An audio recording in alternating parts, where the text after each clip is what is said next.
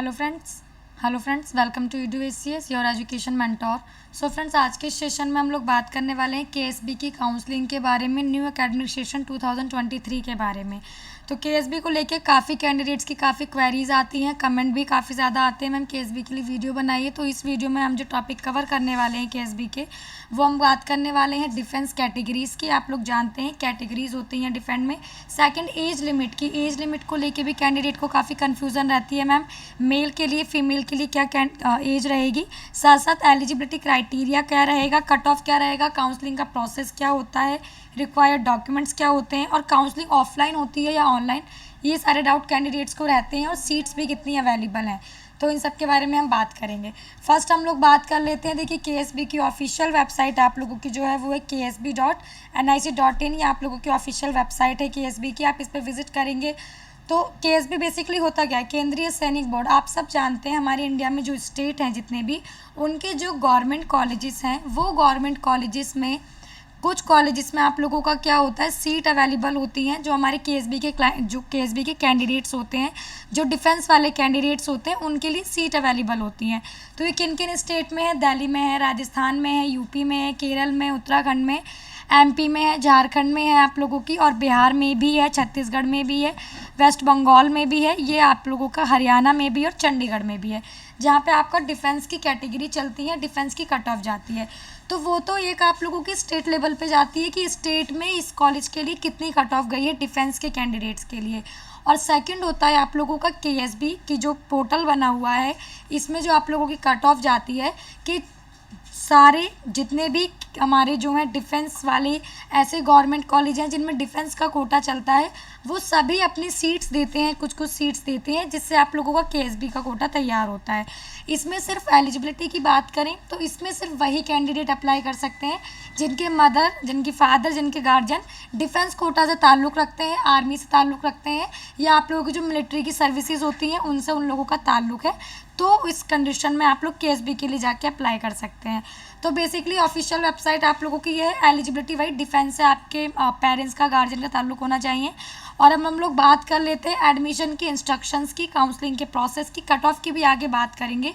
तो बेसिकली देखिए, ये आप लोगों का लास्ट डेट की हम लोग बात करते हैं। तो लास्ट डेट आप लोगों की जो है वो आप लोगों की 4 जुलाई लास्ट डेट है रजिस्ट्रेशन करने की। रजिस्ट्रेशन करने के लिए आप लोगों को क्या करना है, ऑफिशियल वेबसाइट पे ऊपर कुछ आप लोगों को जो ये कॉलम्स दिख रहे हैं, लॉगिन रजिस्टर, इस पे आप लोगों को क्लिक करना है। ये कुछ सेकंड्स लेगा ओपन होने में, और यहाँ पे आप लोगों को अपनी डिटेल फिल करनी है। हु आर यू, आप लोगों का कैटेगरी ये पूछेंगे, जिस कैटेगरी से आप हैं, ESM है, ऑर्फन है, विडो है, उस कैटेगरी फिल करनी है। आप नेम फिल करना है, मिडिल नेम फिल करना है, सर नेम फिल करना है, जो डिटेल्स हैं पर्सनल डिटेल वो फिल करनी है।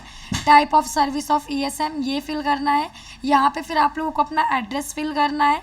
एड्रेस फिल करने के बाद आप लोगों को अपने बैंक अकाउंट की डिटेल फिल करनी है। जब आप लोग इसे फिल कर देंगे, फर्स्ट आप लोगों का ये फिल हो जाएगा रजिस्ट्रेशन में कि मदर फादर डिटेल, कैंडिडेट की डिटेल, एड्रेस की डिटेल, बैंक अकाउंट डिटेल।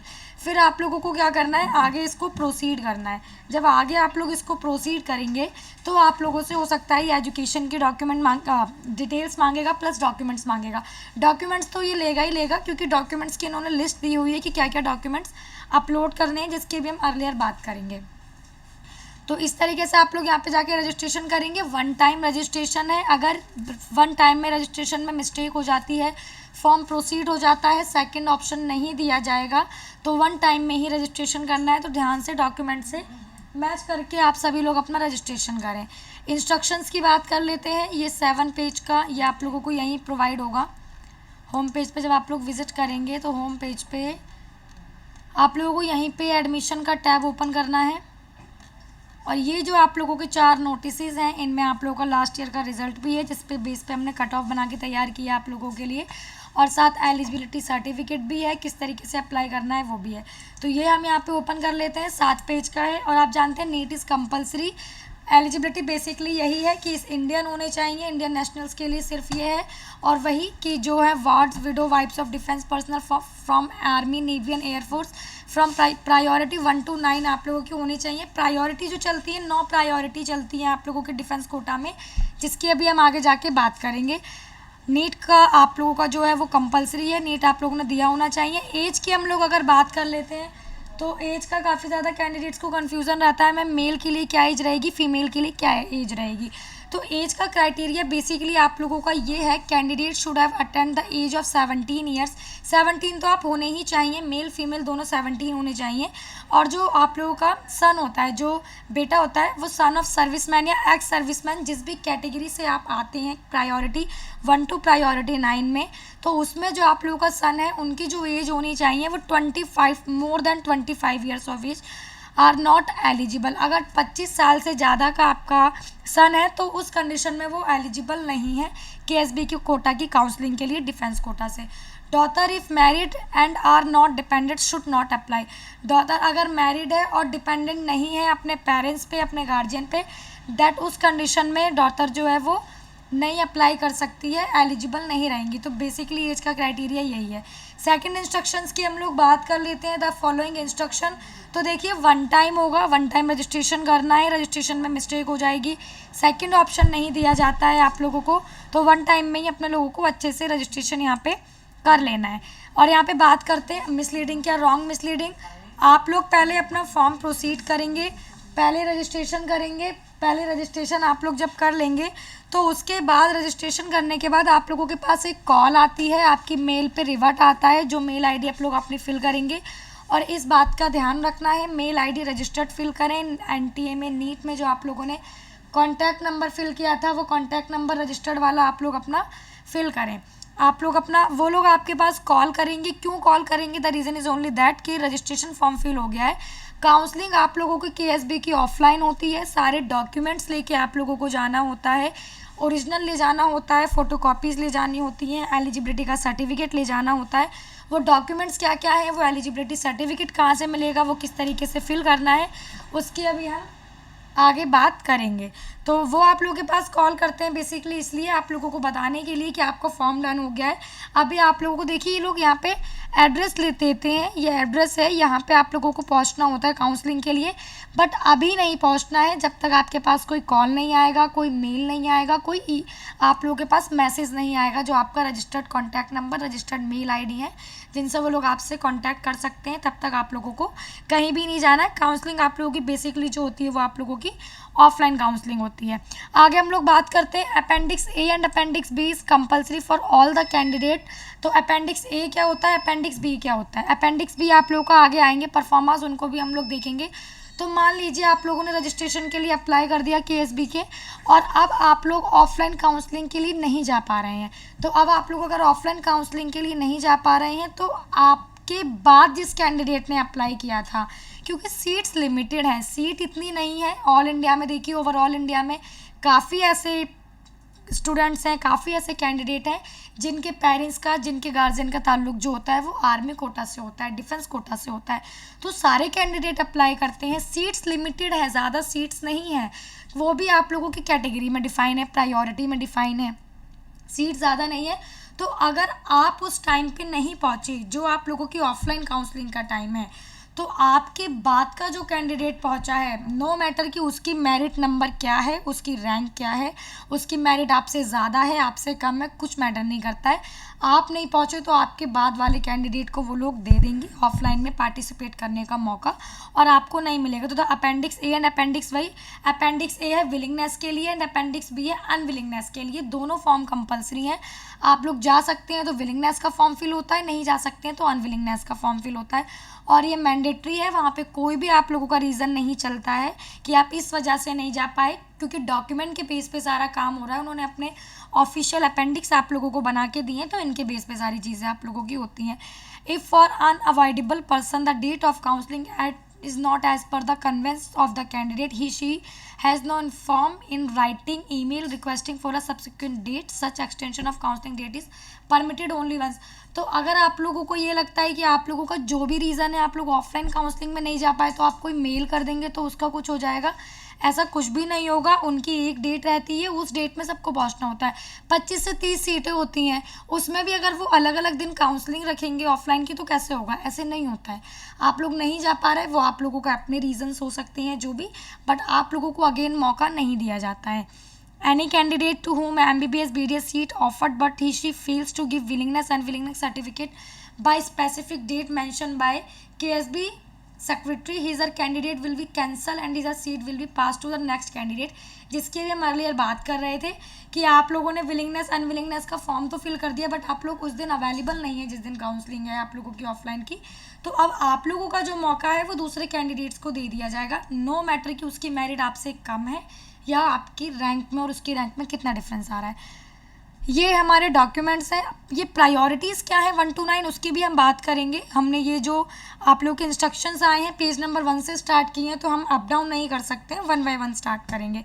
अब देखिए ऑब्वियसली आप लोग डिफेंस कोटा से जा रहे हैं, तो डिफेंस कोटा से जाने के लिए आपके पास सारे डॉक्यूमेंट्स होने चाहिए जो कि ये शो करेंगे कि आप डिफेंस कोटा से, आपके पेरेंट्स डिफेंस कोटा से थे, आपके पेरेंट्स आर्मी से थे, तो आपको इसलिए बेनिफिट मिला डिफेंस कोटा का। Degree soldier certificate priority 1 and priority 3 के लिए, जो आप लोगों को यहाँ पे ये 4P1 एंड P3 या 4P1 P2 BC purse P1, ये P1 ये जो प्रायोरिटीज़ हैं, तो वो डॉक्यूमेंट लेके जाने हैं जो आप लोगों की प्रायोरिटी के सामने आ रहे हैं। बैटल कैजुअलिटी सर्टिफिकेट, तो इन डॉक्यूमेंट्स के बारे में उन लोगों को ज़रूर नॉलेज होगी जिनके जो पेरेंट्स हैं आर्मी से ताल्लुक़ रखते हैं, जो कैंडिडेट हैं जो डिफेंस कोटा से जा रहे हैं काउंसलिंग के लिए, उनके पेरेंट्स के पास ये सारे डॉक्यूमेंट ऑब्वियसली होंगे। नहीं है तो देखिए काउंसलिंग प्रोसेस में है, रजिस्ट्रेशन की लास्ट डेट आप लोगों की आने वाली है, नियर में है। ऑफलाइन काउंसलिंग के लिए आप लोगों के पास जैसे ही काउंसलिंग स्टार्ट होगी MCC की, and after that 1 by 1 counselling start होगी, क्योंकि इस साल हमारी जो है आप लोग जानते हैं कॉमन काउंसलिंग नहीं हो रही है। अभी बीच में कॉमन काउंसलिंग का काफ़ी था कि कॉमन काउंसलिंग होगी, लेकिन कॉमन काउंसलिंग नहीं हो रही है। हमने अपनी वीडियो में ये चीज़ आप लोगों को क्लियर भी कर दी थी। तो eligibility certificate is compulsory to all the candidate, जिसमें प्रायोरिटी मेंशन है। एलिजिबिलिटी सर्टिफिकेट कहाँ मिलेगा? ये ऑफिशियल वेबसाइट है, होम पेज पे जाएंगे, एडमिशन के टैब में जाएंगे, ये एलिजिबिलिटी सर्टिफिकेट है, यहाँ से इसको डाउनलोड करेंगे तो कुछ इस तरीके का फेज ओपन होके आएगा। आपको इसमें अपनी देखिए डिटेल फिल करनी है। This is to certify that mister missus जो भी आप हैं वो आप लोगों को फिल करना है। Number, rank, name as an Indian national, his a date of birth, जो डेट ऑफ बर्थ है, मेट्रिकुलेशन सर्टिफिकेट पे पासपोर्ट साइज़ फ़ोटो लगानी है, सारी डिटेल आपको अपनी यहाँ पे फिल कर देनी है। तो ये सारी डिटेल जब आप लोग अपने फिल कर देंगे उसके बाद आप लोगों को क्या करना है, इसका प्रिंट ले लेना है। Eligibility certificate to be signed by CO OC unit and OIC record only, stamp पे करवाना है। ये आप लोगों को अपने साथ लेकर के जाना है, इट्स कंपलसरी। और डॉक्यूमेंट की बात कर लेते हैं। Eligibility certificate, PPO initial subsequent, तो ये जो कैंडिडेट के पेरेंट्स हैं उनके पास ये डॉक्यूमेंट होंगे। Window 1 card issue bye RSB GSB, ESM का आई कार्ड, ECHS का card, Aadhaar card, 10th and 12th की मार्कशीट। अब जो आइडेंटिटी के डॉक्यूमेंट है वो पेरेंट्स के भी लेकर के जाइएगा, अपने भी लेकर के जाइएगा। 10th एंड 12th की मार्कशीट, देखिए आप लोग काउंसलिंग के लिए जा रहे हैं तो at the time of counselling हमारे डॉक्यूमेंट्स मेन होते हैं, जो एजुकेशनल के हमारे डॉक्यूमेंट होते हैं या जो हमारे नीट के डॉक्यूमेंट्स होते हैं, वो सारे डॉक्यूमेंट्स हमारे मेन होते हैं। तो वो सारे डॉक्यूमेंट्स आप लोगों के पास होने ही चाहिए। तो उन डॉक्यूमेंट्स को आप लोगों को अपने पास अभी से रखना है। Invalidment medical board processing, death certificate of the defence personnel, तो आप लोग जानते हैं प्रायोरिटी में ऐसे वाले भी आर्मी पर्सन्स आते हैं जो जिनकी डेथ हो जाती है, जो जाते हैं अपनी सर्विस पे, उनकी सर्विस के टाइम के दौरान ही डेथ हो जाती है, तो उनके लिए भी डेथ का certificate is compulsory. Gazette notification for priority 5 to 7 to check category of awards, तो आप जानते हैं ऐसी कैटेगरी भी आएंगी जिसमें हमारे जो इंडिया के अवार्ड्स हैं जो कि आर्मी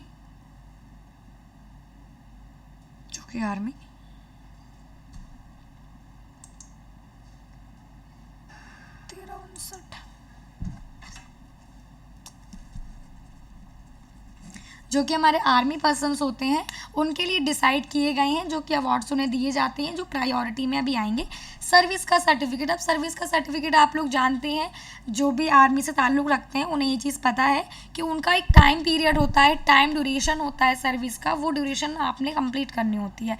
कुछ भी रीज़न होता है टाइम ड्यूरेशन कंप्लीट नहीं हो पाती है, बीच में आपको छोड़नी पड़ती है, तो उसके भी डॉक्यूमेंट मिलते हैं, सर्टिफिकेट मिलते हैं जो कंपलसरी हैं। डॉक्यूमेंट के बेस पे ये देखा जाता है कि आप इस काउंसलिंग के लिए एलिजिबल हैं या नहीं है, तो डॉक्यूमेंट अपने पास आप लोग ज़रूर तैयार करके रखें। ये हो गई डॉक्यूमेंट्स की बात। ये हमने ये इसमें बेसिकली यही दिया गया इस पेज पे कि काउंसलिंग का कैसे क्या प्रोसीजर रहेगा। हम लोग बात कर लेते हैं प्रायोरिटी की, जो कि हमारी प्रायोरिटी है 1 to 9। प्रायोरिटी 1 में कौन से हमारे कैंडिडेट्स आते हैं। तो प्रायोरिटी की अगर हम बात करते हैं तो प्रायोरिटी 1 में हमारे वो कैंडिडेट आते हैं जो कार्रवाई में मारे गए रक्षाकर्मी की विधवाएं वार्ड। तो ऐसे जो वार्ड ऑफ डिफेंस पर्सनल होते हैं जो कि एट द टाइम ऑफ जाते हैं कोई भी वॉर वगैरह के लिए या कुछ भी, तो वो at the time of service killed हो जाते हैं किसी भी एक्शन में, तो प्रायोरिटी 1 में वो लोग आते हैं।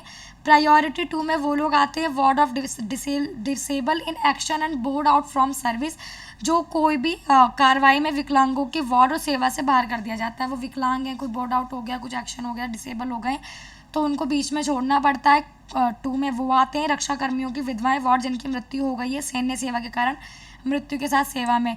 तो ऐसे लोग जिनके जो विधवाएं होती हैं, जो उनकी एट्रीब्यूट जो मिलिट्री सर्विस के टाइम पे जो डेथ हो जाती है, तो ऐसे लोग आते हैं।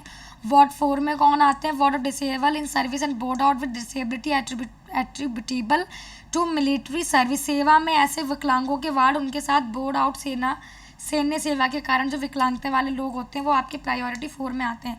और देखिए जो कट ऑफ भी आई थी लास्ट ईयर वो प्रायोरिटी 4 तक की आई थी। प्रायोरिटी 4 तक की कट ऑफ आपकी इसलिए आई थी, प्रायोरिटी तो 9 होती हैं लेकिन सीट कम होती हैं, तो प्रायोरिटी 4 तक ही आप लोगों की सीट जो होती हैं वो फुलफिल हो जाती हैं, लास्ट प्रायोरिटी तक पहुंच ही नहीं पाती हैं, क्योंकि लास्ट में वही वाले लोग आते हैं जो आप लोगों के वॉर में जाते हैं और वो लोग सही सलामत वापस आ जाते हैं, तो वही लोग आप लोगों के लास्ट वाली प्रायोरिटी में आते हैं। तो ये जो फैसिलिटीज़ हैं उनके लिए बेसिकली जो जिनके पेरेंट्स नहीं रहे, जो डिफेंस कोटा से कुछ कर सकते हैं करियर में, ये उनके लिए। तो प्रायोरिटी 4 तक सीट फुलफिल हो जाती है। प्रायोरिटी 5 की बात करें तो जिसके अर्लियर हम बात कर रहे थे, जो गैलेंट्री अवार्ड्स जिन्हें मिलते हैं, जो हमारे इंडिया में मोस्ट जो हम बोलते हैं मोस्ट गुड वाले जो अवार्ड्स एक्सीलेंट अवार्ड है, जैसे परमवीर चक्र हो गया, अशोक चक्र हो गया, महावीर चक्र हो गया, कीर्ति चक्र हो गया, वीर चक्र हो गया, शौर्य चक्र हो गया, सेना, नौसेना, वायुसेना के जो मेडल होता है, मेंशन एंड डिस्पैचेस, ये सारे चक्र जो मिलते हैं, मेडल्स जो मिलते हैं उनके लिए। प्रायोरिटी 6 में ward of ex serviceman. Priority 7 में वाइफ्स ऑफ, ऐसी जो वाइफ होती हैं जिनका इनसे ताल्लुक है 1/7 से, वो wards of serving personnel, wifes of serving personnel. तो ये वो लोग आते हैं। प्रायोरिटी 1 to 9 में आप लोगों को अपनी प्रायोरिटी देख लेनी है कि आप लोगों की प्रायोरिटी क्या है। Criteria for drawing merit list, तो जो मेरिट लिस्ट आप लोगों की तैयार होती है उसका दिया हुआ है। डॉक्यूमेंट्स की बात कर लेते हैं, जो हम इतनी देर से बोल रहे हैं, डॉक्यूमेंट्स इज़ मेन। तो जो प्रायोरिटी 1 से लेकर 9 तक डॉक्यूमेंट थे जिनके ऊपर हमने बात की थी, वो सभी डॉक्यूमेंट साथ साथ जब आप लोग एप्लीकेशन फॉर्म फिल करेंगे उस टाइम आप लोगों को जिन डॉक्यूमेंट्स की ज़रूरत होगी वो डॉक्यूमेंट ये होंगे। The following documents are to be uploaded with the application form. Self attested photocopy of the marksheet of matriculation examination. Matriculation आप जानते हैं 10th की जो मार्कशीट होती है। Self attested photocopy of the marksheet 10+2 equivalent की जो हम बोलते हैं 12th की marksheet. Self attested copy of result, NEET का जो ऑब्वियसली आपका रिजल्ट आया है। एलिजिबिलिटी सर्टिफिकेट यहाँ से डाउनलोड कर लेना है, फुलफिल कर लेना है, कन्वर्ट कर लेना है पीडीएफ की फॉर्म में, या वो जो जेपीजी में मांगेगा आप लोगों से उस फॉर्म में, और उसको अपलोड कर देना है वेबसाइट पे। Self attested photocopies of education, entitlement card, related pension, payment order, special liberalised family pension, battle casualty certificate, ये सारे डॉक्यूमेंट आपके पेरेंट्स के हैं जिन्हें आपको सेल्फ अटेस्टेड में करके एक, अगर ये लोग 1 by 1 देंगे ऑप्शन वाइज तो उसमें अपलोड कर कीजिएगा। अदरवाइज़ क्या होता है, मर्ज पीडीएफ करके आप लोग ऑनलाइन डालेंगे मर्ज पीडीएफ, और काफ़ी ऑनलाइन साइट से जो ओपन हो जाएंगी तो वहाँ पे जाके आप एक पीडीएफ में कन्वर्ट करके इसको अपलोड कर देंगे। लेकिन उस कंडीशन में अगर इन्होंने आपसे बोला है कि मर्ज पीडीएफ में एक सिंगल फाइल में अपलोड करना है। पासपोर्ट साइज़ फोटोग्राफ वही अपलोड कीजिएगा जो एट द टाइम ऑफ आप लोगों ने नीट यूज़ की थी। अब ये हमारे अपेंडिक्स हैं, appendix A and appendix B. तो अपेंडिक्स ए हमारा क्या है, वही विलिंगनेस के लिए ये फिल करना है। अपेंडिक्स बी हमारा क्या है, अनविलिंगनेस के लिए। तो जो विलिंगनेस वाले कैंडिडेट हैं वो ए फिल करेंगे, जो अनविलिंगनेस वाले कैंडिडेट हैं वो बी वाला आपका फिल करेंगे। तो आप लोगों का देखिए यही था बेसिकली, हमने सारी चीज़ें इसमें कवर की हैं डिफेंस की, चाहे वो कैटेगरीज हो, एज हो, मेल की फीमेल की, एलिजिबिलिटी क्राइटेरिया क्या है, कट ऑफ की अभी हम बात करेंगे, काउंसलिंग का प्रोसेस क्या रहेगा, डॉक्यूमेंट्स क्या रहेंगे, काउंसलिंग ऑफलाइन होगी ऑनलाइन, काउंसलिंग आप लोगों की ऑफलाइन होगी, रजिस्ट्रेशन करना है, प्रोसीजर सारा वो आप लोगों को ऑफ बताएंगे, कॉल के थ्रू, मेल के थ्रू, आपके मैसेजेस के थ्रू, वो सारी इन्फॉर्मेशन आप लोगों को बताएंगे। एलिजिबिलिटी सर्टिफिकेट डाउनलोड करना है, वो लेकर के अपने साथ जाना है। अब बात करते हैं कट ऑफ की कि कितने रैंक पे किन कैंडिडेट्स को सीट जो है वो मिल गई थी। प्रायोरिटी वाइज हम यहाँ पे बात करेंगे तो देखिए, जो मौलाना आज़ाद मेडिकल कॉलेज है आपका दिल्ली का, प्रायोरिटी 1 को उनको जो मिली थी वो 1,16,000 तक गई थी सीट। आप लोगों का लेडी हार्डी जो है न्यू दिल्ली का 2,95,000 तक चली गई थी रैंक के अकॉर्डिंग देखिएगा, क्योंकि इस साल आप जानते हैं रैंक में काफ़ी ज़्यादा डिफरेंस देखने को मिला है, क्योंकि एज़ कंपैरिजन टू 2022 कैंडिडेट, जिसमें 2022 में 18 लाख कैंडिडेट ने एग्ज़ाम दिया था, वहीं 2023 में 21 लाख कैंडिडेट्स ने एग्ज़ाम दिया था। इससे रैंक में काफ़ी ज़्यादा फ़र्क देखने को मिला है। तो मार्क्स से ज़्यादा अच्छा होगा हम रैंक से कंपैरिजन करें तो जो लास्ट ईयर रैंक गई थी आप लोगों की, जो काउंसलिंग रन हुई थी 295 पे 2,95,000 पे गई थी। एसएमएस जो राजस्थान का जयपुर है आप लोगों का, गवर्नमेंट का टॉप का मेडिकल कॉलेज है राजस्थान में, 4,53,000 तक गया था डिफेंस कोटा के लिए केएसबी से। और आप लोगों का जो आरएनटी है वो 4,96,000 तक गया था। एमएलएन जो है आप लोगों का 5,30,000 तक गया था। जेएलएन जो है आप लोगों का राजस्थान का, वो आप लोगों का 5,37,000 तक गया था। प्रायोरिटी 2 की बात करते हैं, दुमका मेडिकल कॉलेज झारखंड का 2,31,000 रुपये बंद हुआ था। एमपी का जबलपुर का 7,25,000 रुपये बंद हो गया था। प्रायोरिटी 3 का आप देख सकते हैं, 1 बाय 1 हम बताएंगे तो वीडियो बहुत ज़्यादा लेंथी हो जाएगी। 1 बाय 1 आप लोग चेक कर सकते हैं जो प्रायोरिटी थर्ड में आते हैं कि उनका किस कॉलेज में कितनी रैंक पे क्लोज हुआ था। प्रायोरिटी 4 में जो आते हैं वो भी अपना चेक कर लें कि कौन सा कॉलेज कितने मार्क्स पे, कितनी रैंक पे क्लोज हो गया था ऑल इंडिया रैंक पे। ये बीडीएस के हैं लास्ट के 3, तो जो बीडीएस वाले हैं वो इनको देख सकते हैं। ये बाकी हमारे एमबीबीएस के हैं। प्रायोरिटी 4 पे जाके आप लोगों की जो सीट थी वो डन हो गई थी, तो बाकी की जो हमारी प्रायोरिटीज़ थी उन तक की उनकी सीट अलॉट नहीं हो पाई थी। सो फ्रेंड, यही सारी आप लोगों के लिए केएसबी की वीडियो थी, क्योंकि कैंडिडेट काफ़ी वेट करते हैं। एक तो आपका ईएसआईसी, सेकंड आपका केएसबी, दो ऐसी वेबसाइट हैं, दो वैसी अपडेट हैं जिनके लिए कैंडिडेट बहुत ज़्यादा वेट करते हैं। सो फ्रेंड, यही सारी आप लोगों की वीडियो थी। और फिर भी आप लोगों को कुछ क्वेरी है, कुछ कन्फ्यूज़न है, कुछ जानना चाहते हैं, कुछ समझ में नहीं आ रहा है, तो आप लोग जो कॉन्टैक्ट नंबर क्रॉलिंग में शो हो रहे हैं उन पे कॉल कर सकते हैं। हमारे अदर सोशल मीडिया हैंडल्स को फॉलो कर सकते हैं। हमारी जो टीम है वो आपको प्रॉपर तरीके से गाइड करेगी एक अच्छी सीट दिलाने में, जो कि आपके मार्क्स पे, आपके बजट में अच्छा कॉलेज होगा जिसमें आप अपना करियर स्टार्ट करेंगे, उसको दिलाने में आपकी बहुत हेल्प कर सकती है। आप लोगों को कुछ क्वेरी है, कमेंट बॉक्स में कमेंट कर सकते हैं, बाकी हमारी टीम से कांटेक्ट कर सकते हैं। सो फ्रेंड, यही सारी इन्फॉर्मेशन थी। Thank you for watching this video and friend, all the very best for your NEET counselling activities.